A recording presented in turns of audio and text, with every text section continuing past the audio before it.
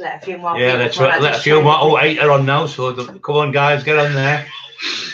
Yeah. Oh, 13. The lucky number, look, 13. Is it 13? Yeah. But I like them tops, actually. Yeah, quite good, aren't they? Well, I actually like the colour as well. It's a good isn't it? It's only shirts I can get because that one with treble extra large. Yeah. This is starting to get tight now. So Bram said you put a lot of weight on lately, Brad. So, yeah, you know why Bram's saying that? Well, so you can have your shirt, yeah. It's a good lad. 20 on. Come on, guys, get yourself up there. Can you all hear? Can you all hear me? Someone put thumbs up or. Yes, thumbs are coming up.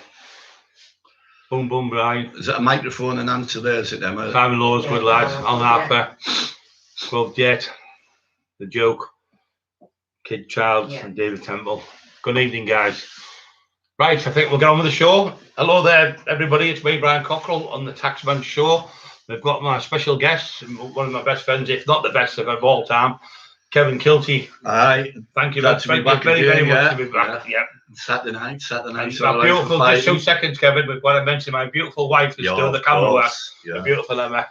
Yeah, and she's trying to get us involved in alcoholic drinks. Like yes. I can honestly. We've declined as yet. Yes, we've declined, as you can see, with just Coca-Cola. Just to start off with a Canberra, I just want to mention that's asking about all the Scottish people, Irish people, a lot of people from Manchester, Liverpool, London. You know, a lot of them are in the athletics world. Say to Richard, do you know the taxman, Brian Cockerill? He said, I've known him since I was a kid. Yeah. But anyway, the big mention is to my friend in Scotland who idolized you, Falkirk John. Yeah. Well, he's part of the Coleman's family, very, very, very close friends.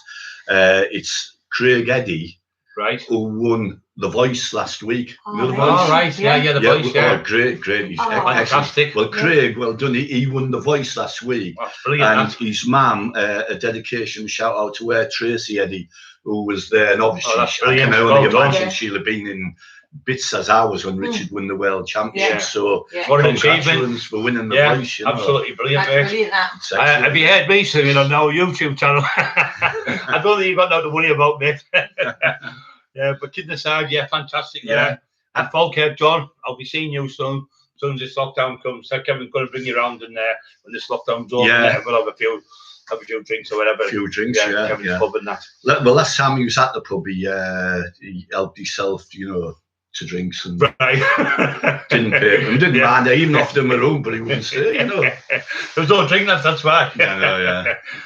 But you're just kidding on. And another quick mention, I was going to like in weeks to come, if we can do a subject about total admin in Teesside and Stockton and in Middlesbrough, especially. We maybe do a joint one on that, right? Because you know a hell of a lot of people, even from people who you wouldn't think are admin.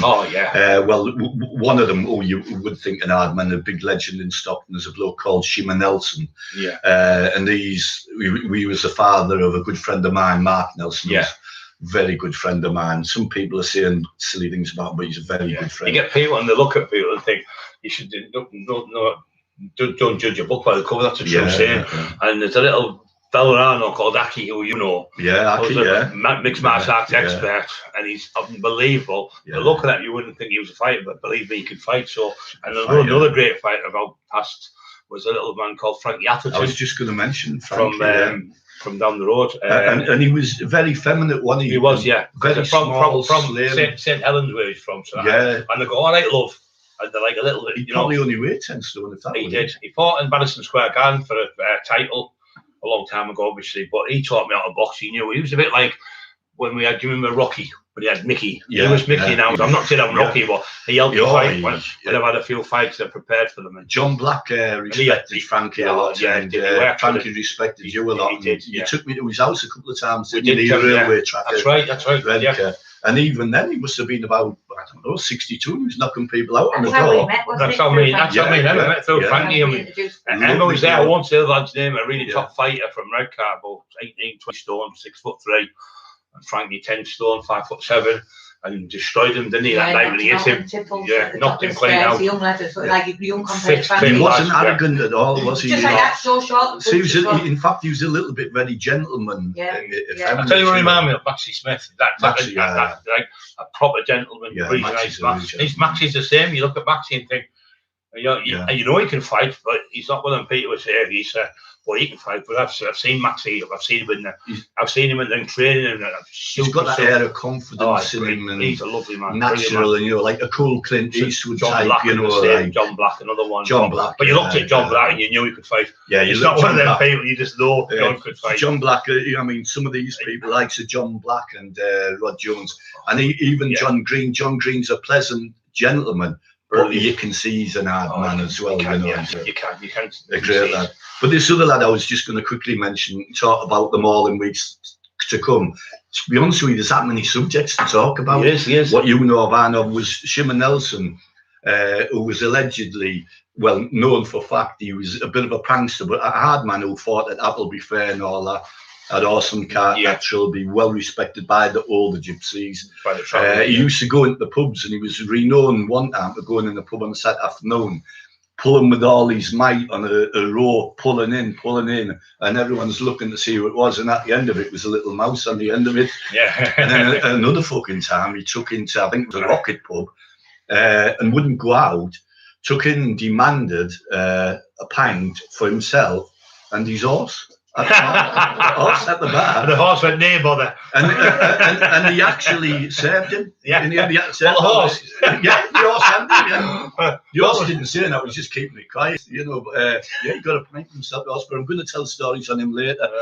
A little story I want to tell about, because I don't want it to be all about me, is when we run about, before going to the doorwork and some incidents, is bullying, myself and you, Bride, probably there's been the odd time where I've probably hit someone I've thought, I shouldn't have done that. And I'd love to apologise to whoever. There hasn't been many, but I tended to hate bullies, and I can remember the bullying thing. The first thing I ever remember about pain when I was a kid, and I can remember very well, I lived on Earls Road, and a few doors up from me lived a lad called Frankie Timney, Tishy Timney, and he was older than me by about 3 years, and I can remember probably only being 4-year-old, maybe 5, maybe.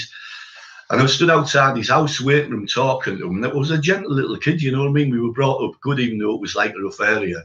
And I remember him coming out and arguing with me for something, nothing. And he shoved me, a 4-year-old, really hard, and my head hit the floor. Sickly, horribly hard, and I remember it. And I remember crying. His mum, God bless her, she came out. She used to look like one of them 50s, 40s movie stars, same as my mum did. And she grabbed hold of me and cuddled me and and she, and even though I liked him, I didn't like him much till, from then. But anyway, as the years gone by, he was a friend of mine and a good friend in some ways, but he was older than me, so he was, for a lot of years, tougher. And then when we come into our age where you start to look after yourself, he didn't say much. But anyway, going back to boxing, we boxed on I think Maxie Smith was involved in the setting up of this George Irwin's fight at Datland Garden City, and they used to nickname him Bum of the Month fights, but it was in a proper ring, and we're all fighting. So anyway, I had a fight, first fight ever, 3 rounds, and the lad who was supposed to fight, Ernie Wales, he decided that me and him shouldn't fight because we were that great of mates. We couldn't have. Ernie's a great lad, So a mate of mine stepped in and said, we'll do like a little bit of an exhibition, even though we weren't good boxers, we're very fast. So anyway, I got the decision, but it wasn't anything flash because we didn't want to hurt each other. And anyway, the fight after that, another lad, a lad who I respect very much, good lad, nice lad. You might know him, Brendan Keller. Do you know him? Oh, no, Brendan. Well, he wasn't so much known as a nasty, tough lad, but he was fit and could look after himself. It was his first boxing fight. Anyway, this person, Frankie Timney, who was the lad who shoved me over when I was 4 years old, was fighting him. And he used to talk to Tish then, we were friends then, but he was a bit of a dickhead.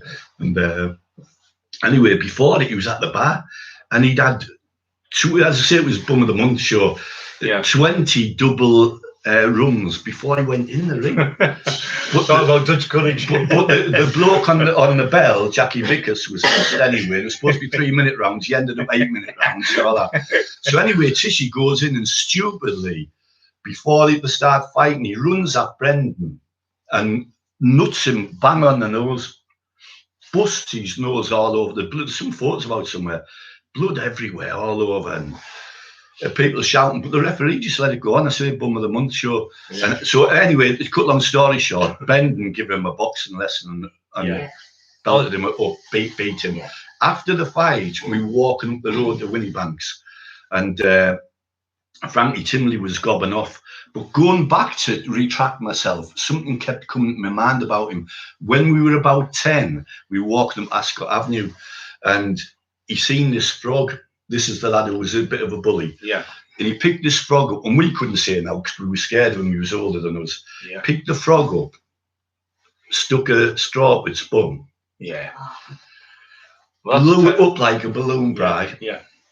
Shot it in the air, kicked it. Believe it or not, it hit a chimney roof at Ascot Avenue and went down it. And me and my mates were like sick. And I never forgot about this frog that he'd killed. Now he killed it violently, horribly. Yeah. So after this boxing fight, we go up the road and he starts picking on me.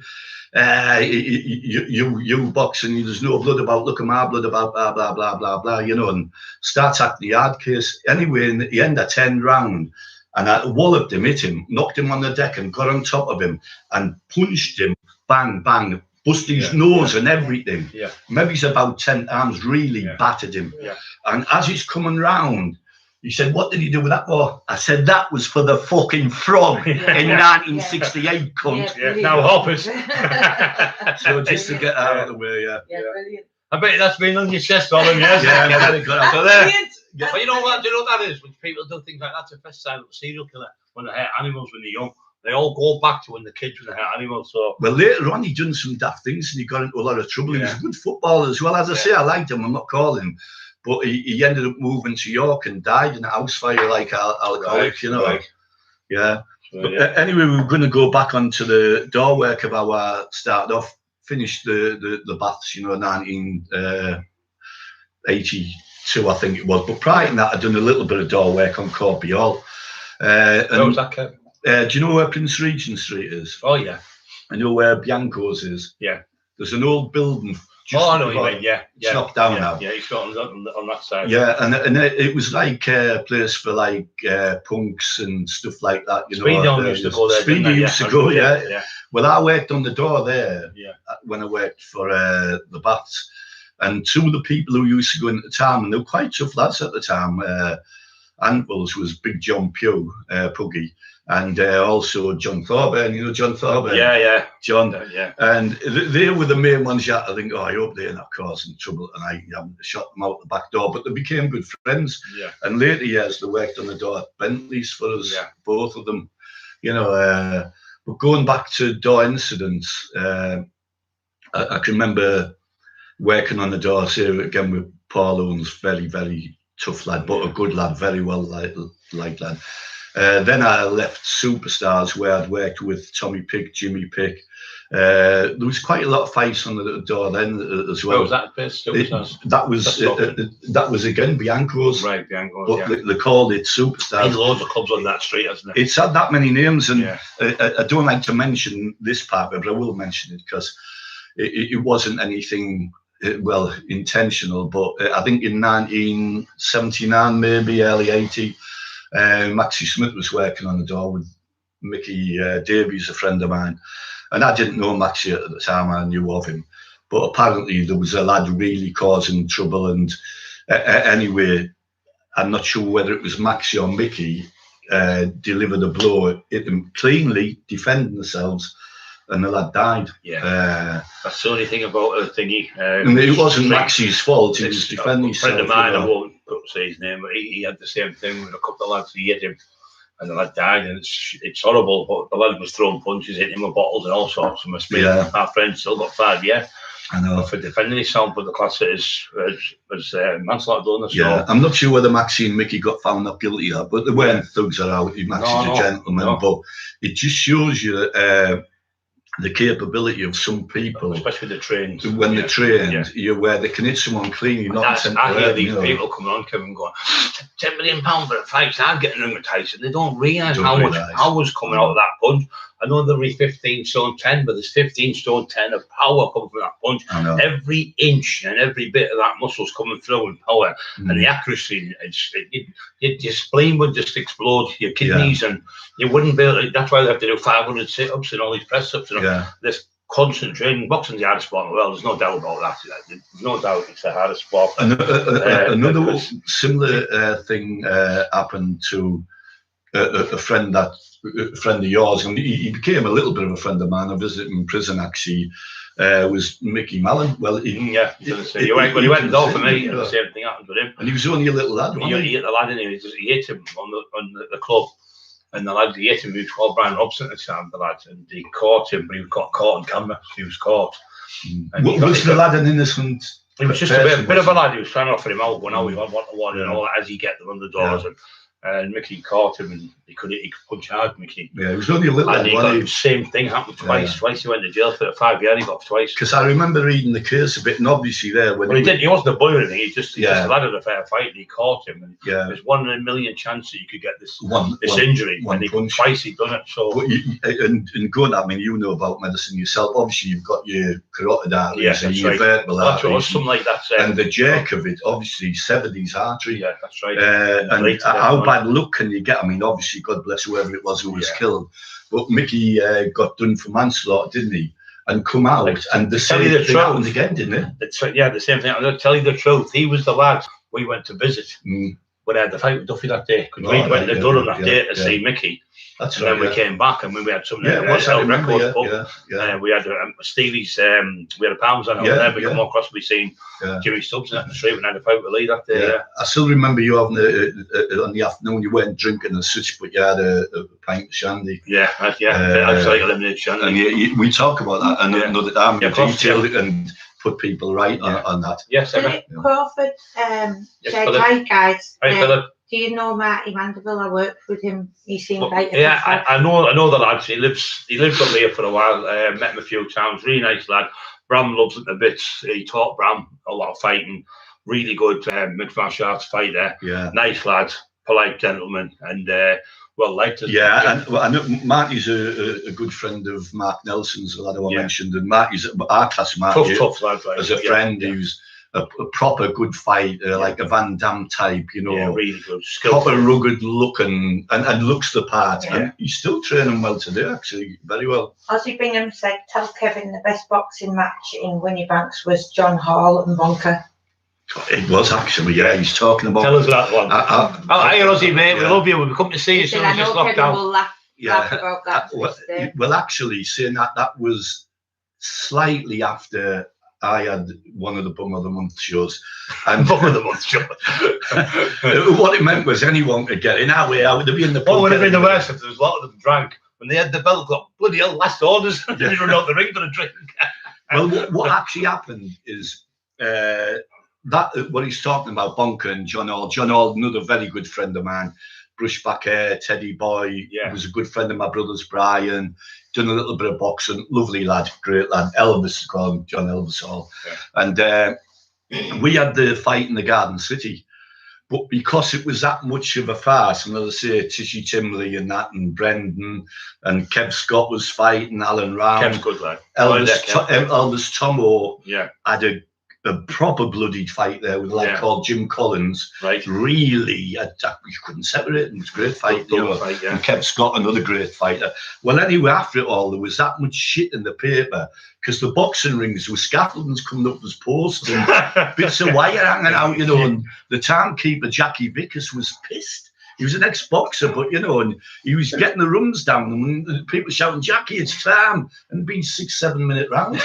Or there might be a 10-second round and he stopped for a drink at the back. So we all got banned. First boxing fight ever. Banned the event every week. Got banned.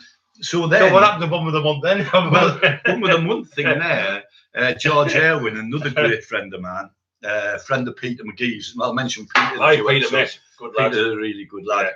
And George Irwin then said, what are we going to do? I know. We do the events outdoors. So they've done the events outside on the park opposite the Roseberry, what they call the brick pond. And all it was a few with the stakes stuck in and they were opening it down. Yeah. But like old fashioned, them type fight. But that hired in, I thought someone who was the best referee they could bring in and the best image of boxing at the time. The referee was Brian Graham, who was a great boxer himself, was a knockout merchant. So Brian Graham was the, he not only the referee, he must have been entertained so much. So Brian's a referee. And John Hall and Bonker, there was big money on it. I think Bonker was a little bit of a traveller or something like that. Right. And John Hall won the fight. But during that, there was another fight between two heavyweights, Sully and another lad, Cookie. And they were really, really big lads, massive lads, out of shape, but massive lads. Probably both about 20 stone each, easy, but out of shape. Yeah. And anyway, they're having the boxing fight and they couldn't get shorts, so they had these big tracky bottoms tied round. And as they're lacing into each other, someone's there, both the tracky bottoms ripped and they had them down the knees and still nearly bollock naked fighting. They were great days. And there was lots of boxing fights like that after that, and they become popular. Yeah. My cousin Sean, he had a few fights. He was very good, Sean, as well. Yeah. In fact, he was due to have one not long ago, Yeah. Yeah, it's hard graft. The thing is, when you train for a fight, it's different when you're in a club in a bell ring. You run over and grab someone because it's been spontaneous. Yeah. But when you've got let's like 10 weeks about a fight, and you start going, I'll knock him out. I'll easy knock him out. All your mates, and you go to bed on night, you go, I'm going to win this fight. And you start creeping into that little man, So yeah. But even the great fighters do. Mike Tyson even said it. And it never plans out how it's going to be. I've had fights with people 6'6" and I bit them once, knocked them out, but fights with people 12 stone and I can't get hold of them. You know what I mean? I've won the fight still. Yeah. I took a lot longer, but as long as you win, I used to say. Yeah, well, that's it. It's like a game of chess in it. Every fight is different to people. Yeah, and going back to the door work after that, where I mentioned Maxie and Mickey, and they were both gentlemen. Mickey Davies, a proper gentleman, doing a lot of boxing training, had a few boxing fights, great lad work when we had Bentleys. But then the door I went to after that was the boat, where I had some great laughs. But then the other main door I went to for a bit. I think it was the summer of 1982 as I worked on the Bird's Nest.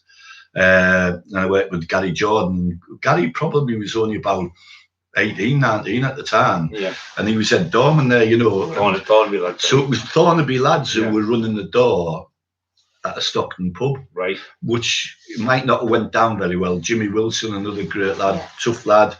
There's all been conflict between Thornaby and Stockton and the fight schools and stuff. There was some good lads there. And anyway, we had many fights there. And Gassy Jordan could look after himself, Gary. And I think he solved a lot of the problems by his up-and-coming lad. And I'd have asked me to go and work for him. I didn't. It was a good place to work. And the Bird's Nest upstairs. But it seemed to be full of Thornaby people, which was nothing wrong. That was funny because Bear Lynn, when I used to run the door there, which is on Prince Regent Street. Yeah. It was all Thornaby. Paul Owens used to come there all the time, Maxie and that, and we'd have a good laugh and a good chat on the door and stuff like that. But the days of that, like them days, you had to see them days. You had to be able to fight. As you know, Kevin, you couldn't just be like a good talker. You had to be able to talk. But the main thing, you had to fight because wouldn't it be a ganging? Yeah, you'd have to fist fight. You couldn't call the police because it wouldn't turn up. No. And I remember having the fight outside John Black worked for with Kenny Gregory's pub. Kenny Gregory was there. And I had a fight on the door downtown. Downtown. And about 7 of the wrecking crew come and a spark, 5 of them out. And the other 2 ran off and the cops come home. I thought they were going to nick them. They went, oh, that was brilliant, that. And the cops were over the moon because they were bullies. They were always bullying everyone. They were going in the clubs, taking the drinks off people and stuff and bullying people. They didn't even bother with the cops in them days. They just let you get on with it. Well, the licensees then didn't want you to phone the coppers because it'd be a tick against it. Yeah. They could end up losing the license. So you try, but the thing is, you worked on the door then. And I mean, myself, you had adrenaline, you had a bit, I wouldn't say fear in you, but you knew that night, every night, some form of fight. And you were fighting there, you were working there for one thing, to earn money, not to be all, I work on the door, I work on the door, to earn money. Yeah, of course, that's what you made your living from. You went home, you slept, got about 12 o'clock, go into the MRF, something to eat, go to the gym, train, We went to Wembley, have some tea, and then go to work. Yeah. You're there till 2, 3. We get in at 4 and 5 in the morning. I know. Ridiculous. And when you got, but I lived above a gym them days, and where Tony Stubbs them used to train us, and Mark Miller, and not Mark, Peter Miller, sorry, from Grangestown. And Peter was the first person who spotted me. And you remember the gym near the Wickers Wells? It was at the top. I can't remember the name of it now. It was at the top. They were all in there, and I used to bench 6 plates in there. And there was people. Oh yeah, I know what you mean. Paul Salter used to be in. There was Steve Davies in there. There was Mickey Flanagan, Sean. All of them used to come in. And I said to Mickey, "Give us some spot this," and he thought I was taking the piss with the fact, you know. Yeah. I'd bench 6 plates. He went, "I'll take the piss." And I used to bench this, but everyone used to see is Elvis Tomo, Pecker. Yeah. All them snacks. You know, all them type of people. You seem to float on the scene where people start mentioning this person, and then a few weeks later it was mentioned, and then within a year or year and a half or 2, you were the person they wanted to employ to work on the doors. Yeah, that's right. Because obviously, as you know, they all used to call you Scotch Bride, didn't That's right, yeah. When I was at Redcar, because as you know, the lads from Cockerill, that's where I'm from, Townhead in Scotland, and Dallas Gordon, our friend, isn't it? Gordon. Yeah, Gordon's great. Yeah, Gordon's great. He's our friend, and he'll be watching this. But yeah, when I started to get the doors, you're like getting a bit of a buzz, you know, getting a few doors. But the only thing we had all the doors, we had Mark Johnson, Ali Johnson, Adish, Cookie, John Watson, Benny McDevitt, Tony Stubbs, the best doorman I ever worked with, Tony Johns, Tony Tapper. There was loads, wasn't there? Good some lads, really you know. good lads, weren't there? You know, Pete, very Peter good Miller, lads. who's like I say, was a first person. If they're on watching, just what was the name of that club that we benched? I benched 5 plates that day. It was the first time I did it. I was 22 years old. Yeah. And they were all in there, but we never missed the gym. We were dedicated. We never missed. Yeah, most of the door lads, them were training one way or the other. When it's weight training, definitely. A couple of the lads were into boxing and it was stuff like that. It was everyone was like, "Oh, how would you get as big as you can, strong as you can, lift as heaviest?" And people would be going and what you try to. I've been 300 pounds in it, and somebody else would do it, and they go, "I don't want to do 4," and then you get it, and you think, "I want to get to 6." You get to 16 stone, you think, right? What if I could get to 16 and a half? Yeah, and then you get to 16 and a half, and you go, what if I get to 17? You get. I remember being 23 stone, 10 pound. I think, what if I could get to 24? It just never ends. You do get a little bit obsessed with it. And then I remember being huge, saying, "My legs are looking thin," you know. I was a 5 extra large. I think when you get someone as big as you, that's not a bad thing. No, really. that's not me. But when it's someone little, yeah. And start, they want to really put more and more weight on defeating the object. I think also when you start going, "Oh, I'm great," but I used to never wear it. I used to never wear a vest.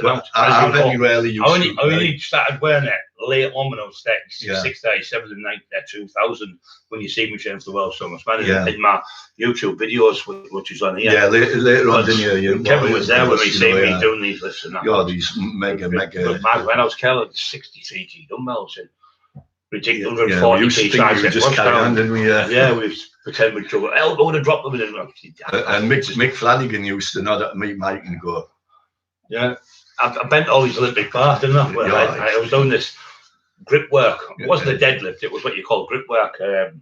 Michael and Shauna were that gym, wasn't it? Yeah. So they had the other gym with the girl called Amanda. She lived up that way. Michael, she lived Yarm. That was at that gym upstairs. That was another one, and I was doing the deadlifts, and I think it was 700 pounds or something after done. And I put the weight down. I did a 500 for 10, 15 reps, something like I do 10 and 15s and things like that. It's not just one rep. And the fuzzy light all fell down on the girls on stairs. Don't they keep? Oh, the lights fell downstairs. Downstairs, yeah, and they had to cancel the class. So what they've done is, because the me being that strong up, the foundation started getting knackered. So they bought downstairs and done it all out for the big heavy duty gym. You remember down? We used to go to the left side, and we used to train there. It was a concrete floor. And we used to train with Martin. They used to have the health shop. Martin Robinson. That might have been, if they'd known you were going to train there, that might have been the best bet to do that anyway, wasn't it? Yeah, it was good, but it was great. Asking what Sunderland was like when you went up there. Oh, Sunderland. Well, going up there a little bit scary, tell you the truth, because it's a big city, isn't it? It's not like Middlesbrough, a little tiny town. But man, the best fighter I've ever come across, Eddie Buick, my friend. Brilliant gentleman, love him to bits. But he always said, "I'm the best fighter he's ever come across." We'll have to fight over it. No, kidding aside, love him to bits. people have tried to cause trouble in the past for me and Ernie, but we know it's all bullshit. So Proper me and love Ernie, between us, isn't it? me and Ernie shook hands in the Coliseum that night, and we never disrespected. I always have respect, utmost respect. And Big Brian Lofton, Big Wayne up there, Bob Raw up there, all good lads. We used to go up to Sunderland, and I'd go up there and I'd help Ernie on the doors, and he loved it, and he'd come down my place, and we'd have somebody help me with my door, and we had the most respect for Ernie, and he is one of the best fighters. He always reminds me of Rocky Marciano. He just keeps coming and coming and coming, and he's the same. Ernie, no disrespect to look at him, you would think he's not the best fighter. Like, he has got that look, but the thing is, he hasn't been beat. That's why he hasn't got his face. You know, you see a lot of fighters with the face bashed in and that, but he hasn't. He's won all his fights, so top fighter, only person to be. I've heard very well, good things about. He was overruled when you phoned me. The other month. I never met him. Like I looked up on YouTube, but I always visualised what he looked like. But I've only heard. I always wore like some Angela hat and little little fingers, gloves, didn't he? I said, anyway, he said, just in case we get a bit old now, but Ernie was like John Black was to me. A gentleman. He was like a dad to me in a way, like an older brother. And he was always lovely and respect to him. But I remember going on the bag of the remember this if he's watching, and he came to my old house, and I just pretended I couldn't fight. I just did it a few times. I went, "You're not going to beat this certain pro boxer fight like that." So I went, "Is it better like this?" And he went, "Jesus," he said, "if you hit someone that right hand, you'll kill them." He said, take the piss out of me, so I was pretending, you know, so I did the same thing like I did to McIntyre anyway. I remember McIntyre on the bag, like, oh, fuck that, He said, well, you've been that big, you won't be that fast, McIntyre. And they said, they actually offered me £2,000 the BBC to knock him out. Yeah. That's a true story, that, And, why didn't he? Should have done it without. Because he was such a nice man, honestly. He was sat there, and he went, how can you look the size of him? How are you that fit, being that big and all that? I said, just training, just since I was a kid, and you just have to do what you have to do. But all these people are lovely people. I've met over the years, loads of them, and a lot of these people I've had fights with, top fighters from all parts of the country, and they're best friends with us. It's great that they've become good friends and no bad feelings. I knew a lad from Sunderland got introduced him once. I got to know him quite well. A lad called Paul Abley. Two Bats was his nickname. I remember him. He got a lot of jails and he got Sunderland. He was having a fight. Pal, wasn't he? Yeah, he was having a fight up there at one of the places. What they call the nightclub there, by the Earth place. I'm not sure. Is it the Monkey? Might have been the Blue Monkey thing, and he was having a fight with someone, and he said that the lad had the knife, whether he did or not, and he took it off him and stabbed him in the kidneys, and Two Bats got, he really got him to manslaughter. He got 5 years, but he was on the run, and while he was on the run, he was probably thinking he was going to get life, which you would do. And a person who I know was wanting someone sorted out and offered some money to Paul Abley through a third party to say, you look like you're going to get life here. Do you want some money? I think it was about 10 grand to go on the run with. And I wasn't part of it, but I was piggy in the middle, and I went to this Paul Abley and I said, don't do it, call it off. And I said to the other lad, and in one sense, it probably saved him definitely getting a life sentence, and possibly the other lad getting a life sentence for conspiracy. Paul, there's been loads of people killed. Speedy, our friend, he was shot in the throat when he killed. There's loads of deaths in there, especially in the early 90s. When I first got out of jail, 91 to 95, till I went to jail. They said it was the worst violence, and most of it's down to you. I said, you blame me for everything, but I was getting arrested every week nearly for shootings. I mean, Speedy got a lad allegedly to throw. We had an argument in one of the pubs, I won't say which one it was, and he threw a spark plug at the window. And the bloke done it with a white thing, and the cops pulled and said, we just blow the windows out. So they had us in again, me and Speedy. They did the powder residue test where they test you to see if it's fired explosive, like powder goes on your hands and they can tell. Nothing on me. So, and then there was the shootings at the Blue Monkey. I got pulled in for them. Murder trials, all sorts of crazy things to try to blame me for. But when I had a kids club called, well, it wasn't a kids club at the time, it was a nightclub. They called it K2, and I rented it after Denny Oil had it, rented it where there was, and there was a person killed outside there when Denny had it, and then he was out, had a good security company with Eddie, and he decided he thought he was going to get bad publicity. He's not to bother with it, so I ended up taking it over. It didn't. Oh, that was that Billingham. Yeah, the big round one. Yeah, it was Elmer Rigby's one. We used to enter all there. Yeah. Originally, it was the Roundel. I remember having a fight with a couple of lads. The Laurons. A couple of lads over there. I won't say the lad's name. He said, "I'm the best fighter in Billingham," and he hit him with this left hook and knocked him out. And picked him up and carried him to the table. And about 10 years later, he phoned me and went, "Brian, I'm not the best fighter you are now." Yeah. And he befriended me. I went to see him with Big Brian Flaherty over to the station pub. Yeah. And they were on the phone talking. He said, he hit me. He said, he knocked me out for 20 minutes. And this lad could fight for fun, you know.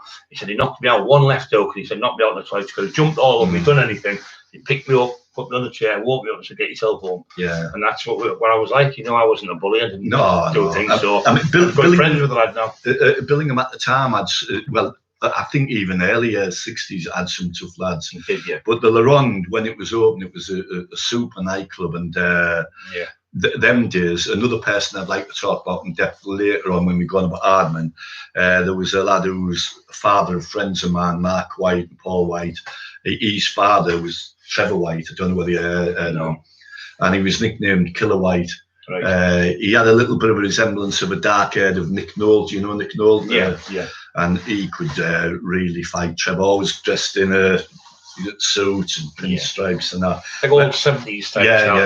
Yeah. But anyway, when I took over this, people weren't coming in, probably because of the death that happened before. Right. So what we do is we'd open it up, and you'd only get about 40 or 50 in, which wasn't enough to make the club work. So we couldn't really afford a doorman. So there was me and who not own the place, leads the place, and John Thorburn.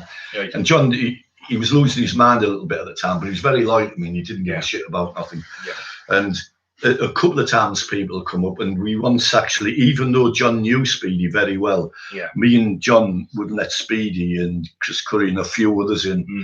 Basically, it was because Speedy was talking outside, and he was talking a little bit out of term about shooting people and customers. And so we said, you can't come in. There's got to be certain things and rules you stand by. But there was a little bit of a local hard case there. People were scared of a little stocky lad. And I get on with him now, and I speak to him now. And anyway, he came in one night, walked straight upstairs, buzzer went. He said he's arguing with a lass and dragging her about. Went up to see this lad. And they were lined up at the bar. There was about 6 of the Billingham lads, tough lads who were, good lads as well. And given the due, they didn't put in. And I went up, and I'm on my own this night, totally on my own. John hadn't turned up. So I walked up with me as a can in his hand. I said, "You can't be doing that in here." And I knew I had no one to help me. So, your adrenaline's going, but you're acting calm. And all of a sudden, he said, "What are you going to fucking do like you're from out the area?" And got the kind of beat at me. And all of a sudden, I didn't hit him. I actually slapped him with a short slap. Bang! Luckily, after all that years, the instinct was still there. I knocked him on the deck, more or less out. Dragged him out the back door, the fire escape, shot him out, locked the front doors. Come round later on, banging on the back door, And I opened it, and I went to go to him again. He come downstairs. He said, you fucker." He said, "I'm just on the phone now to Bry Cockerill. Just on the phone to Bry Cockerill. He's going to come up and fucking do you." And I said, "Hold on." I said, "Hey, it's fucking not engaged." "All right, Brian, it's happening to you." "Oh, I'm sorry, you know." There's a lad called Richard Hutchinson said, "Tell Kev, I remember the half-pint whiskey he bet me I couldn't drink in K2. Here we go, Kelly. Neil, do you want to sell a few whiskies? Well, Richard Hutchinson, another great lad, funny lad. His mum, great woman, Kathy Hutch, well known in Thornaby. I can remember it well, and him and his wife used to come up regularly. He'll have to come over to my pub when it opens. Rich, well, the family's pub, it's not mine, the family's. But Richie's, I remember well, he game for anything, lovely lad, funny lad, but his dad was a great friend of everyone's. Ronnie Rutter the Nut, and Ronnie stories. I had to buy him on a few places. When we talk about hard cases, I talk about, because he was a game lad, but he was the last person in Great Britain to be ever on the punishment of bread and water. Was he? Dad, was last person on bread and water. Frozen, I think. in Thornaby, I think. I think he had a few problems and that, and he had a few health problems. But he was a funny lad, and he was a really great lad. Yeah, I remember there was a story about him in the 70s when Wranglers had come out. That I think it was his brother or someone. And stupidly went in and went out and down the Saddlers in Ronnie's denim jacket, his brother. Yeah. And he come back in and Ronnie nearly broke his fucking back with a poker. Yeah. For borrowing his denim jacket. But Ronnie Rutter was his nickname was Ronnie Rutter the Nutter, wasn't he? Yeah, Ronnie Rutter. And Gary Jordan, another good friend of mine. Gary used to look after Ronnie and really like him. And Peter and Peter and Neil, very good people. Good lads. They're very good, yeah. And, Gary, recent years had had bad health with cancer on his throat. I was talking to him a few years ago in Walkers. Had a pint with him. Very well respected lad. He was still going out. He was bringing kids over when he from Romania and places like that, and giving them somewhere to stay and feeding them and that. Doing really well what he done. Doing well, and he was one of the first persons around that started renting houses out. Didn't have much. And lives in a big nice house at up at never been involved in drugs or nothing. No, he hasn't. He just did the doors and did a bit of debt collecting and stuff like that. So another one who's had a few fights with people. Another one who's never people out, never bothered with drugs or done anything like that. He was looked after the doors and he's funny. I remember one night we were in the Coliseum we were in, and we were in there, and there was a big skinny lad from Newcastle, and I shouted at him, about 6'10", this lad. I'll tell you that is Mick the Gun. Mick the Gun, yeah. And I shouted at him, he grasped him up and got him in jail. Looked like that. He used to have a skeleton's suit on, didn't he, off the Karate Kid, remember, like them things? He looked like that Leon off the film, didn't he? And gave him a scream and that, and then he was laughing. But we used to go up there in his club. Then we went up there and with G to G on, just a little bit, we had to look after them. We went into this other club. A lad, he was a judo champion. I think Bram knows him. It was called the Nightclub, and we got £300 just for doing that thing. Drinking champagne in the room and just living the life, brilliant. Yeah. And there was the place where I'd following me had my Cosworths and Porsches and the cars. Yeah. You had all that stuff, but they're just cars really at the end of the day. A £500 or a 50 grand car still got just a car. And I had all this gold and obviously I've been nothing for council say you show off with it, I'll get a gold shade, I'll get this, and you don't have to get against the other, like all that type of stuff, but it's just all we're not glorifying it. No, you're not glorifying, just saying the tales of how it was. And you make a little bit. I met him quite a few times now and then, got on with him, big tall lad, and he got, and he won't mind me saying, he got badly into the drugs and went down the nick. I think at one time, you might know the story of it, but I'm not sure whether it was in his prison cell or whatever. One of the lads, the gangsters from Newcastle, went in and stabbed him in the chest. But Mick was known well for, won't get him into trouble now, distributing these little Dillingers, the guns. They were literally handmade little things. Handmade. And that's why it was called Mick the Gun. Mick the Gun, and he was selling them for I think about 100 or 200 quid a go, and they only fired. But you could shoot. I could shoot from here and over there. No, I fucking there was a shit, absolute shit. Not that I had them. Just that, John Dillinger, that was the gangster years ago where they got it from, isn't it? As the I remember a lad who, as I say, we weren't in that, but a lot of people bought them as a bit of a novelty, They did. And there were I'll show you. It was like a little tiny little. They did hit you, they'd kill you. Oh, I'd kill you, hit you in the head. But a lad who I know very, very, very well, who I've mentioned on here, who's close to me, but I won't mention who it is because you'll click on straight away. And he knew about firearms, same as I did, fired legal ones before. Yeah. And he was in a club watching it shut, and everyone was out at the end of the night, gone. Everyone, and he had access to this club, and the toilet door was about 20 metres away. And anyway, they got one of these and they're messing about with it. Yeah. Probably not realising that if he did anyone, it'd kill him. And he's firing at this toilet door, 3 o'clock in the morning. The gun's up, Mick the Gun. One bullet to go that way, one bullet to go that way. Yeah. Anyway, this lad who was a good friend of mine aims at the toilet door, but I can hit that. Aims at it, one, boom. The other one, boom. Fucking hits it. Perfect through it. Yeah. Just went through and all of a sudden the bloke walks out the toilet. If it had been a minute earlier, he'd have been fucking dead. Yeah, it just shows, isn't it? But that's the thing. guns no good, all night, because you end up carrying them, you end up using or showing off with them, and you'll get killed, don't they? So another friend of mine, Brian, I don't know whether you met him, the Bentleys lads, the Stockton lads will remember him, was a lad called, I'm not sure whether he was part Indian or part Pakistani, a lad called Singh.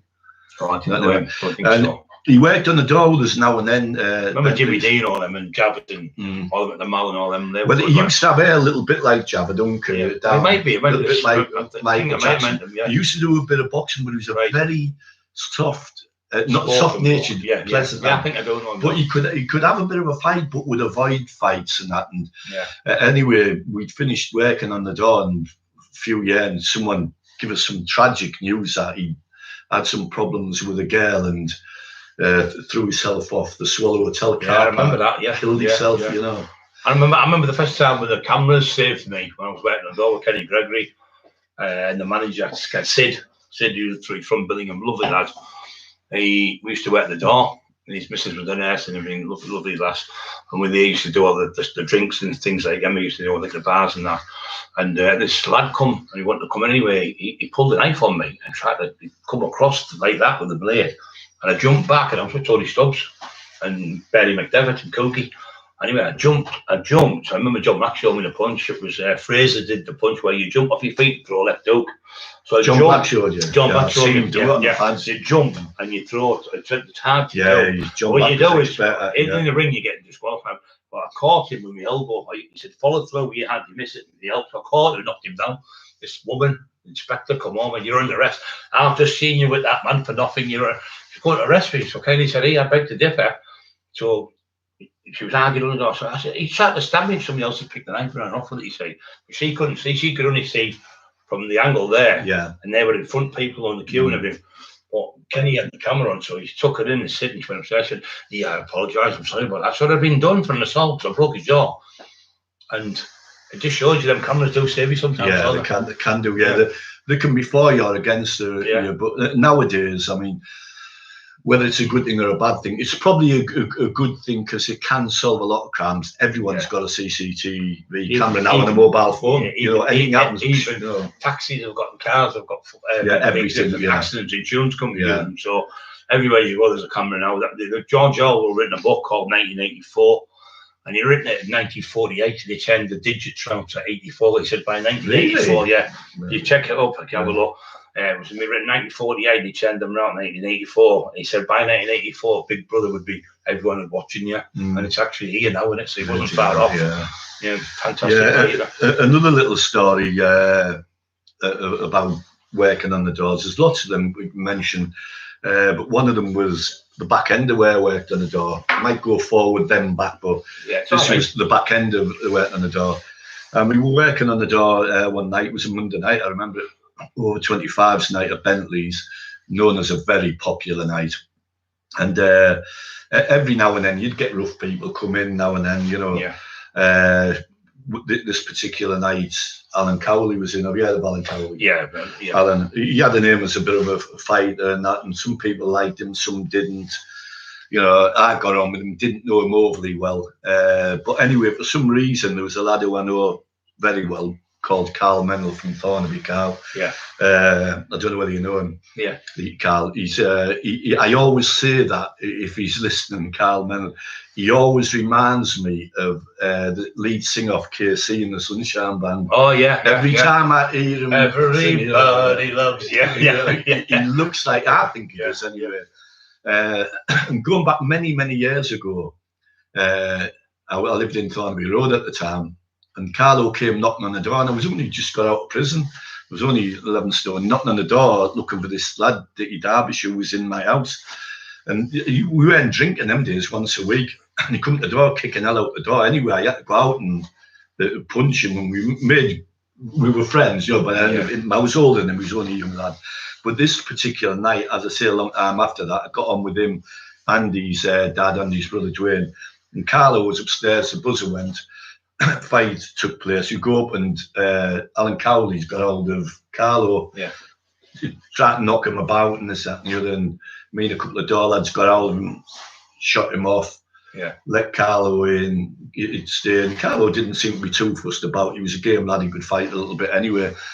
And anyway, we ended up shutting Cowley out near the end of the night. And I went up, Ed Dorman I was at the time, actually, back end of it.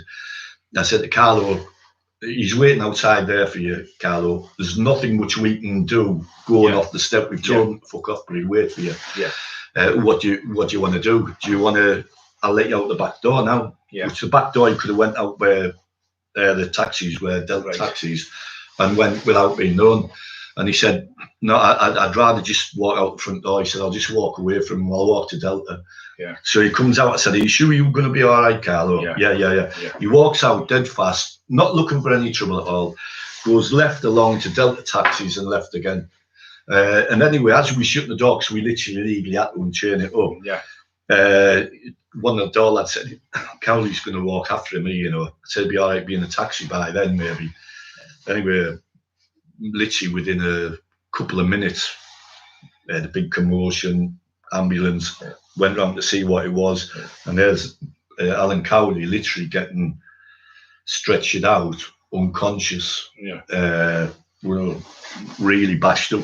What actually happened, to be honest with you, I don't know. But it's alleged that he went for Carlo, sitting in Carlo's, you know, hit him either with his hands or with whatever, and being in fear for his safety, you know. There wasn't many cameras about no one likes that's what happened to Alan Cowley or his family. I mean, his brother Bob's a great bloke.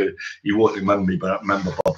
And anyway, Alan was like Morris Cabbage in a wheelchair, and Carlo got charged with it, went to court, so you can imagine what it felt like.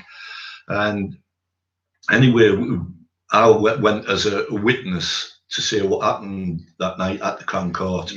And Carlo must have been stood in the dock thinking, if you get found guilty for this, it's either for manslaughter, he might have got 10 years straight. If it was murder, he'd have got a life sentence, but it wasn't murder. And I just told the truth when cross-examined that Carlo, I knew what to say, that he was in fear for his safety, which he was.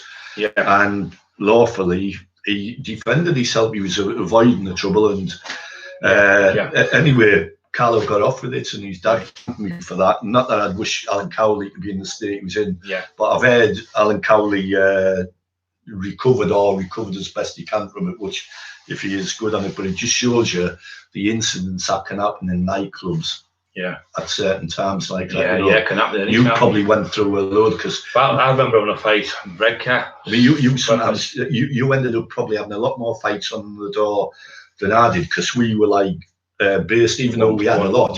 You were like a travelling hit squad, weren't you? So you were working for John Black. We're all over our face. Based, and I might say there's trouble at Redcar, and you're in the car at Redcar. That's so. We're all over. I mean, there was times when you were having 15, 16 fights a night. It's just ridiculous. Because you were going out, you were in like 20 odd clubs. I know. So you got to remember, some clubs had 500 people, and some had 1,000 people in. So every night you were fighting, every single night. So, and we worked. I started when I was 20. And in the stock, I was about 40, in my late 40s. I know. So you're talking like 27, 28 years or somewhere. The thing is, what a lot of people won't remember them, right? Because you haven't written this in all the books, and I think you should do another detailed book, because there's that much to write about, you know what I mean? You, at that particular time, were not involved in any drugs or taxing or anything at all. You weren't taking any drugs. You were clean living. You were healthy, dedicated trainer, not intoxicated. You were literally working the door for money. Supplement you. Bodybuilding. I remember you. I remember having a fight with one of the couple of first fights I did on the door, because I could fight. But I was like, how do you put them out? So I started getting the scold where I showed Brabham, where you put your hand on the neck and pick them up, and then I had to carry them down the stairs. And I'd walk, but that was the worst place on the rugby's, because you had to go all the way down the stairs. It was round like that, wasn't it? Never ended. You'd been knackered by the time. I just knock him on, or somebody drag him out in the end. Well, obviously, you might have invented UFC without knowing it. You might have been. That's what Bram said to me. He said probably the odds moves were out before it even started. So. Going back to the other doorway, even though we don't glorify we had some. I tell you one funny one, just was it's in my head, but Frank Gaff and all them. When we used to work at Redcar, as a lot of people know, there's a race course there, and you get a lot of the Geordies. A lot of them are my friends, but they were down this town. You see Newcastle or Sunderland, one of the two. Sorry, Ernie and Stephen and them, but a lot of loud out there from up that way. Quite a lot of them are. So quite a lot. Come down and you get 52 seater. And you always get the one doing you on there causing trouble. So they're coming on the pubs, all drunk, they've been out all day. Come to Leo's Festo. Started working there, so I'm stood there working, and I'm in the shed and everything. All the down and dicky boards stuff. I had the shed on, and this big Bill lad come. He was a karate expert. He went, if anyone can punch me in the stomach and hurt me, it was £1, I think, to get in. After I took it off to 11 o'clock or something, and it was on all about 1 in the morning. He said, if anyone punch me in the stomach and hurt me, can we get in free? So I go on. Anyway, get right out. So I was on the corner of the stairs. So this lad's getting bang in the stomach, another one. He's doing this, like tensed over, tensing his abs. Another one, bang in the stomach, hit him. Another one, about 6 people. So I goes, he's bent over like this, like that, tensing his abs. So I went, boom, right on the chin, knocked him clean out. I thought, I said, that fucking hurt though, didn't it? And knocked him sparkled. And everyone did, even the lads who were with him, off the bus were laughing, they were carrying him on the door. It was hilarious because everyone else was hitting him on the stomach. He was going, go on, big fella, go on. And boom, right on the chin, sparked him. It was hilarious. The psychology of it, Me and Frankie just, it was a story that went on for ages, a laugh. But going on about that choking, I've actually. Bram's the best I know. Bram's excellent. Yeah. I've never ever choked anyone out. I haven't. I wouldn't dare because I thought. I'll show you. How do you know when to let go? That's what I'm going to have Bram. I thought we got 100 people watching. What brilliant. Well, I said that in one way to Bram once. How do you know when you got? In case you've killed them. Let go. Yeah, and he exactly. Said when they go unconscious. When they go unconscious, Bram said. The same as before. Bram is excellent at that, and he also. I've actually seen my daughter do it. Well, Heidi, she's just so feminine. It's unbelievable. I've seen her on the pads. I'm not bragging. She's a lovely, dedicated mother, same as my other daughters. I'll just say something before you think. I'm sorry to interrupt you. She's the other one. Look at her, you wouldn't think button out the mouth and she can fight for fun, can't she? I've seen her with them kicks, kicking them pads. I mean, if you look close up, there's sometimes now, she's got the features of a 16, 17-year-old girl. But she's very determined and she can be what you call silently effective and aggressive. And she knows how to choke out. They keep telling me, I'll show you how to choke people out, but I don't intend to now. No. I just go to ask him. Little Lackey knows. He knows how to grab you like that, somewhere like that, and you pass out on him. And little Basil, Ray Man, my pal, he's a good kid. He came with me. We've had a few fights with Speedy. God rest his soul, Speedy. And, but if all these kids who are all died, it's a shame. There's a lot. Like Peter Rowe was a great lad. He got trapped to death by cowards. Bill Kev Hour. All these people, lovely people. Lots and lots of deaths in the Paddy Watson. Wagga Watson. Lovely people. Yeah, that choking out situation. I wouldn't mind just being shown how to use it for, whatever. Maybe just in case they ever frequent certain places. Certain people, we won't say you ever go up to Greg's and and Stokesley or somewhere like that, I don't mind. But talking about people punching for power, I should see her on the pads. Oh, but unbelievable. No power. Take your head clean off, I'm telling you. She's got that snap punch. And she went on and she took my hand out and I thought, you can't punch. She went on the bag and the pad with me and I thought, take your head off. Heidi, as I say, she's excellent on the pads. But someone else, if she's looking at the moment, I haven't seen her for a while. A girl called Della. Do you know Della? No. Black girl. Della. Anyway, I seen her on the pads. She works as a funeral director. Right. Now she's, I haven't seen her. Hiya, Della, if you're there. But I just come across, seen her on the pads the other week, and she's had a couple of boxing matches. Right. But the difference, she's probably about 38. Right. She might be 40. But the difference on the pads, I watched her the other week. Excellent. Yeah. She was with Mark Down, and Mark Down's going out with a daughter. Right. And Mark had her on the pads, and I thought she was excellent. I always say, if you can dance good, you can box. Yeah, that's all it is to that. If you're moving and Bram agrees with me. John Met used to say that. If you can dance, like no disco dance, we used to do all the moonwalk and everything, me and in the old days in the top deck, you remember spin you around and throw me over, throw on me shoulders. But if you can dance, you can move your feet about, move about. That's all it is. Boxing is about dancing, really. Well, I can't Great dance. I can't dance. Well, I can go into Asda and get a 20 pence can of beans, what will really level you, you know. Going back to choking out, you know, another story. Yeah. He might not be watching. Do you think many people, Kevin, have choked out and killed them? I bet they have. Yeah, absolutely. I bet your Bramso wouldn't ask for that. Well, if you ask anyone who knows, saying you choke people out, how does it happen? Not many people will know, but it's pretty obvious. I mean, you've got your neck there, and in your neck you've got your cervical discs, and that, you know what I mean? Yeah. And 1, 2, 3, 4, 5, and all them at the back of them. There's, you don't hear this mentioned much. Right. There's 2 things called your basilar arteries, right, and you've got your vertebral arteries, and you've got your carotid arteries. So you've got like 6 arteries there, 3 pairs. You twist starves the oxygen from the brain. But then again, how far you from going out to die? Bram's on now. Right, Bram. How do you choke someone out without killing them? And this is not being funny. Without killing them. Yeah, how do you know you're not killing them? Yeah, how do you know that you're not? Probably because the undertakers don't turn up. Yeah. He's got carotid artery. Right, so Bram, will you learn us how to choke people out? One of them people just for self-defence. Yeah, we just have a bit of fun with it. Stops blood flow to go to the brain. To and from the brain. Yeah, I thought it'd be so that. when do you know when Starvation of oxygen. Ask him how long.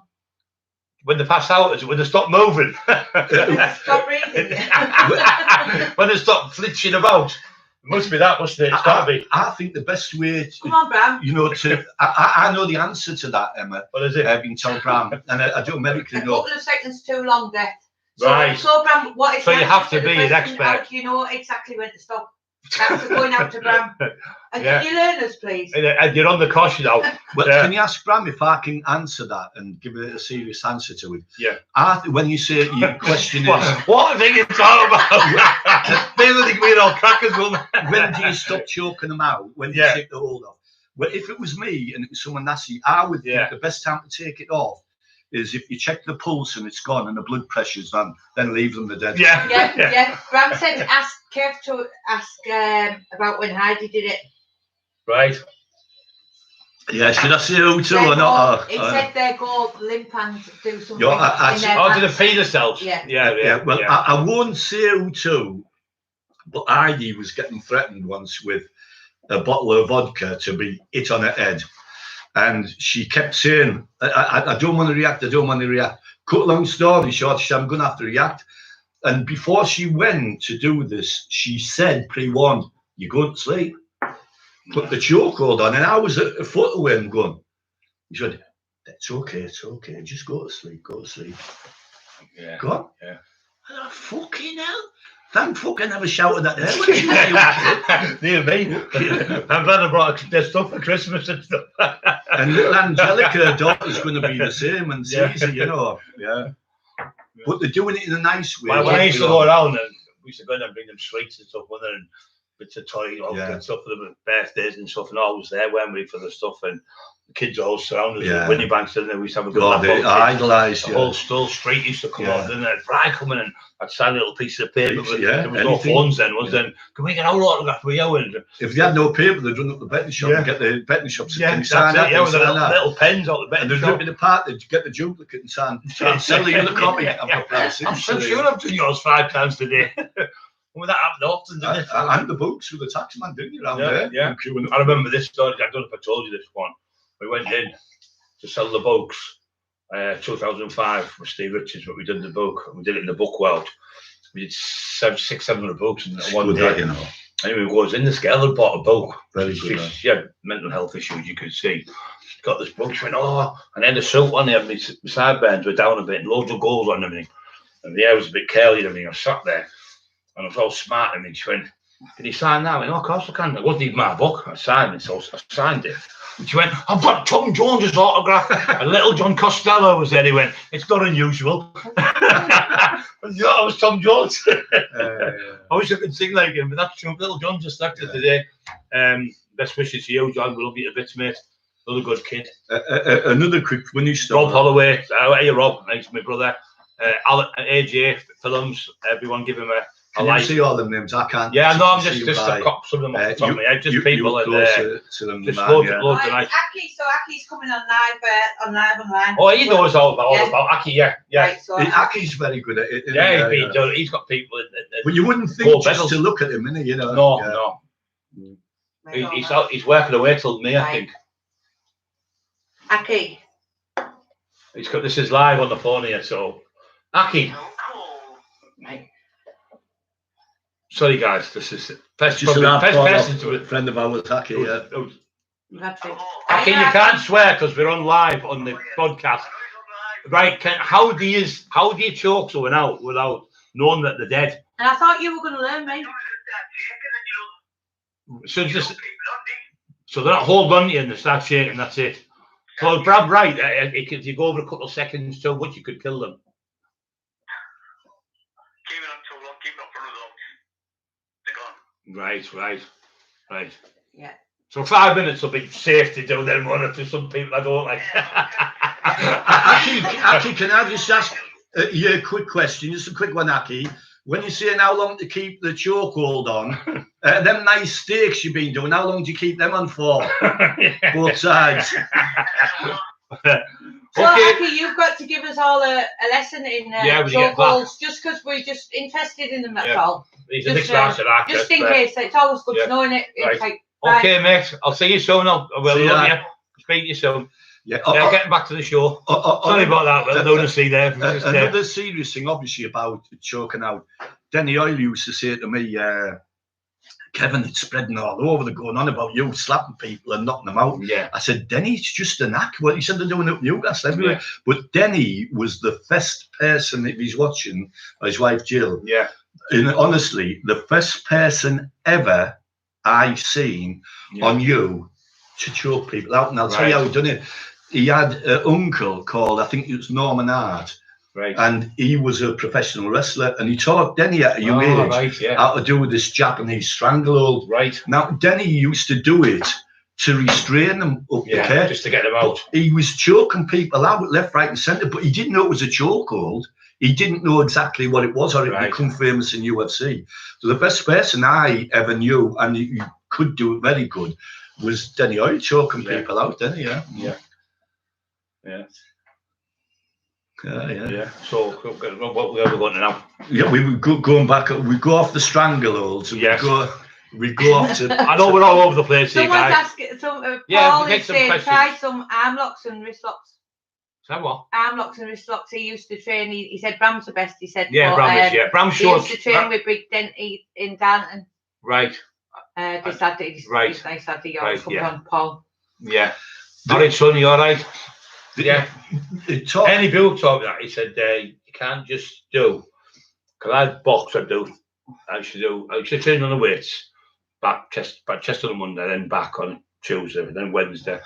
Biceps, triceps.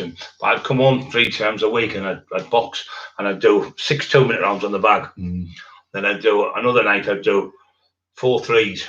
And then I'd do 5 1s, just straight off, no power. And that's who taught me was Eddie Brewer. He said, well, every fight is going to be over in a couple of seconds or 1 punch. Yeah, it could and be. And you could be fighting like 15, and that happened to us when we'd be fighting 50, 30, 40 people in the street. Tony, John Black, Johnny Johns, Tony with all the wrecking crew and all that. Happened loads of times. We had 2 of them, but they're all good lads now. And I mean, a lot of them are my friends, good lads, a lot of them are, A lot of them have had the fights, but we're only young lads ourselves at the time, 24-year-old, 22, 23.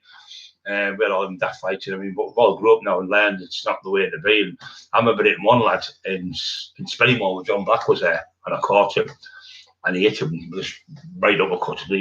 But having blonde there is the worst thing. And his head split open, and it was all pouring. It was pouring because it was on a little bit of a bank. It was all pouring on this thing, and then I shit myself. I thought he was dead. And then another lad I hit. It's a frightening thing, isn't it? We went to York, me and Paul Cook. All right, Cook, if you're out there from Redcar, I got a job on the door, and it was called the Railway Keys, I think it was called. And I think it was something like 366 doors in there, more doors than there was Disney. So we go to this club, and only the rugby teams had been Leeds and St Helens had been in, and they're all at York, and they were all fighting. Anyway, all 30 of them in this club, and it was a big lad. I hit him, knocked him out.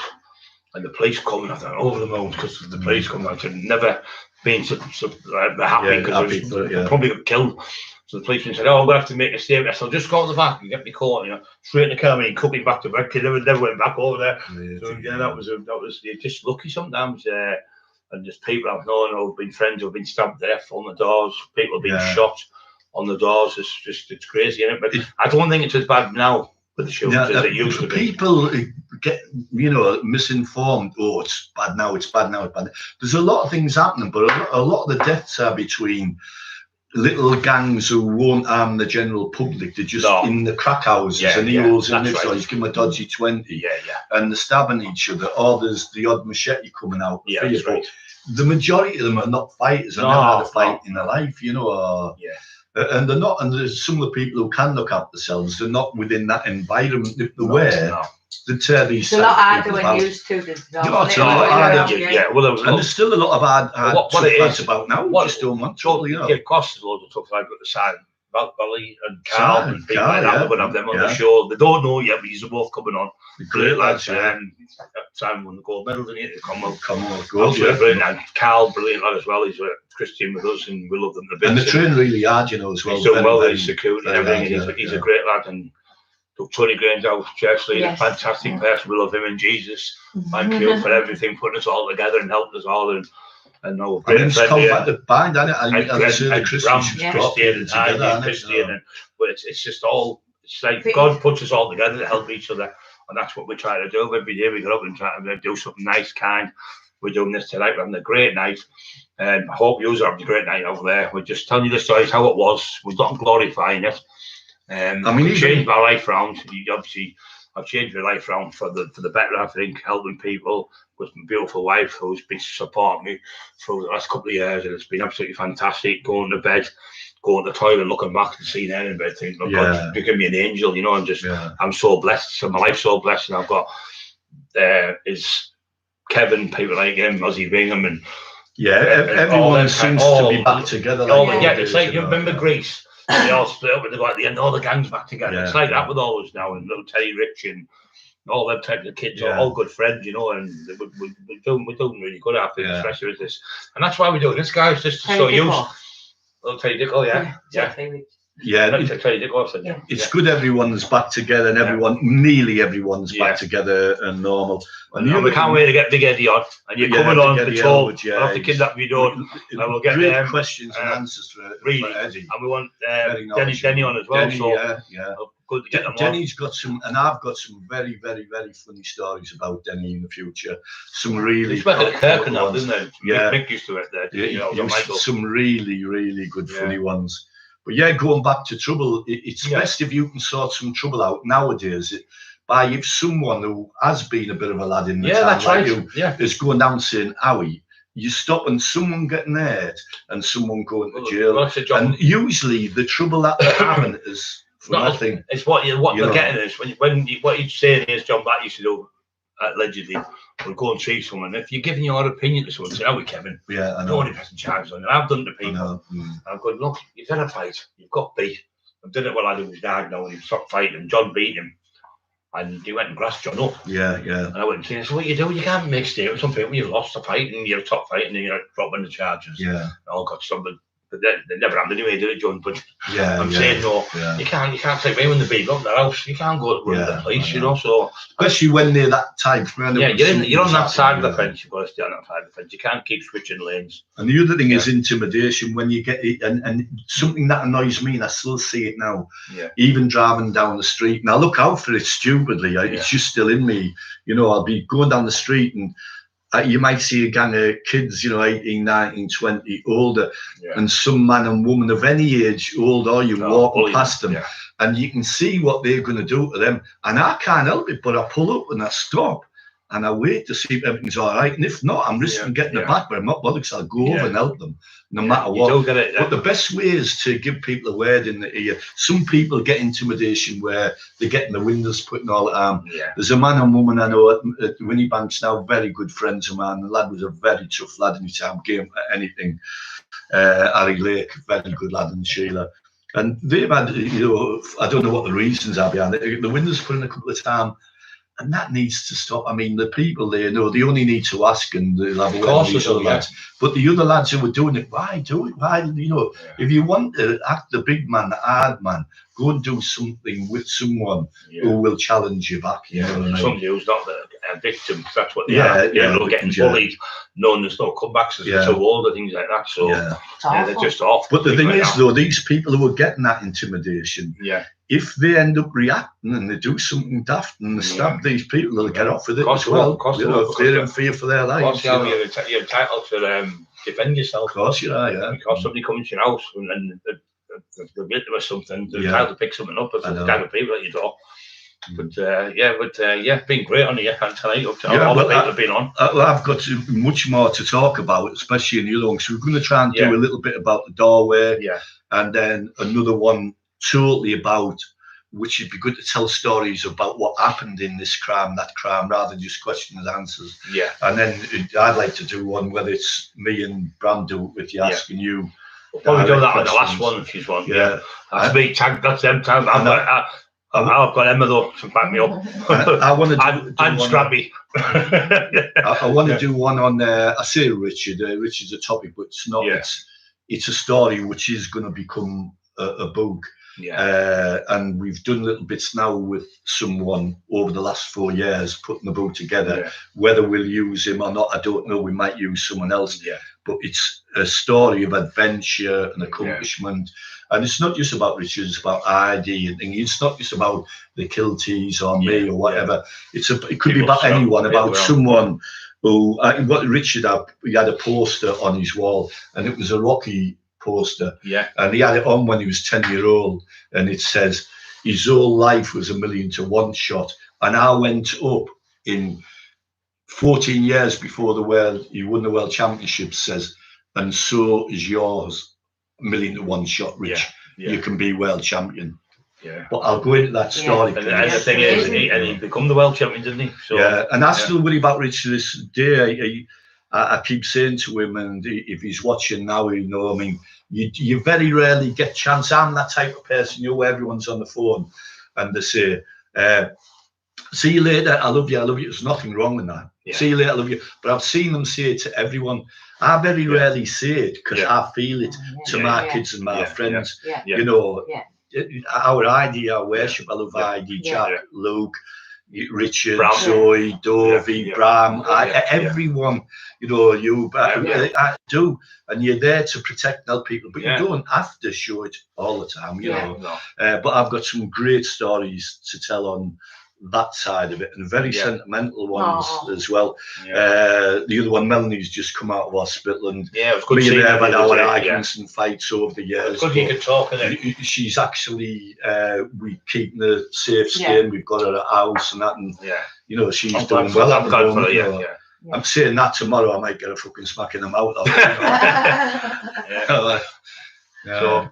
That's amazing, isn't it? So we're coming to the end just now. So last few words, Kevin, what do you think? Well, a couple of things. There's more stories I do want to tell, and they can't be told in this one little episode.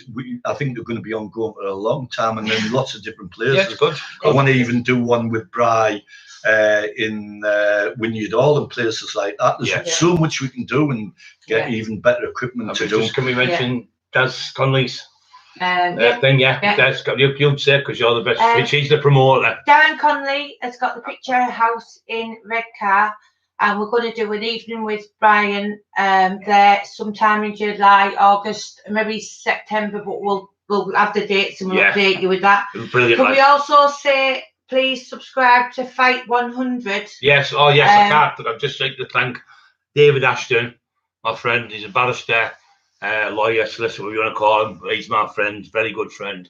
I love the man to bits. His wife, his dogs, and both these dogs, both Rosie Lee and Hugo. And his business. I'll thank them from bottom of my heart for helping us and supporting us through these hard times we've been through. And we love you to bits. We can't wait to meet him when he comes over, because he's in America at the minute. So and to Fight 100. It was good. So they brought a new fight club out. It was going to be amazing. Joey Piles involved in it, and David's involved, so they've done that themselves. I think it's, what is it, how many? 100 second rounds. No holding on, no referee. Just you can use elbows. You can use that's great for me, isn't it? Your elbows in coming. So John Black, I'm coming back. You're gonna have to. They're going to go for the knockout and just for the knockout, and they're gonna what they're gonna do, guys. They're gonna put we believe they're going to put microphones in the gloves, and so when you listen to it, it's like the 21st century boxing, so you can actually hear the punches. And they're going to try and cut out like journeyman boxers who are mismatched and stuff like that. So it's all going to be like where people regulated. People are just turning up for the money and not just going for the draw type of thing. So it's going to be go for the knockout. So it sounds really exciting. So, and YouTube, subscribe to the channel, Fight 100. And don't forget to subscribe to my channel, the YouTube channel. And Legit Pro Wrestling for Brown. And don't forget, the books are still there. We've still got them here. And the true story of the taxman, Brian Cockerill. We've also got Solitary Fitness, which I did with Charlie Bronson. I'll just show you before we go, which is the other book. Solitary Fitness, Charlie Bronson, brilliant man. We love him. We hope he gets out in parole soon. And we also got the Taxman of Teesside, Brian Cocker, Lee Duffy, the Taxman of Teesside. As you, a lot of you have bought already. That's still there. Signed copies can be ordered off our Facebook page, the Taxman. And subscribe to AJ Reviews Films. Yes, and AJ, thank you for doing all that. You can't beat reading these books, you know, because you know when people read on a computer, it's not the same as reading a book. No. And a book where you can get right into it. Yeah. I mean, early on when Bri just said there about he appreciates how lucky he is to be in bed and you go to the toilet and come back and look at you in bed and say how lucky you are. Well, I'm the same. I'm so lucky. I go to the toilet during the night, come and I look in the bed and there's no one there. Just me. Oh, did you say that, Kevin? I must be in the kitchen. No, I just said that's the whole world. Come here, everyone. Yeah, That's great. And next week I'm going to give you all these who can't. Kevin, you ask for one. All these who the cameras off. Sleep. Yeah, and you can't get to sleep, which I can't. I don't mind. I don't worry about it. I'm a night owl. I'm like a vampire. I just lay there and talk to myself. But I'll teach you a technique. If you can't sleep, how to sleep with one eye open. Right. Yeah. But with schizophrenia, you're never alone. Thanks so much. Thanks everyone. Don't forget light nights tomorrow with the clocks. And we'll see you again next week on the same back channel. Yeah. Thank you very much. Good night. God bless. Good night.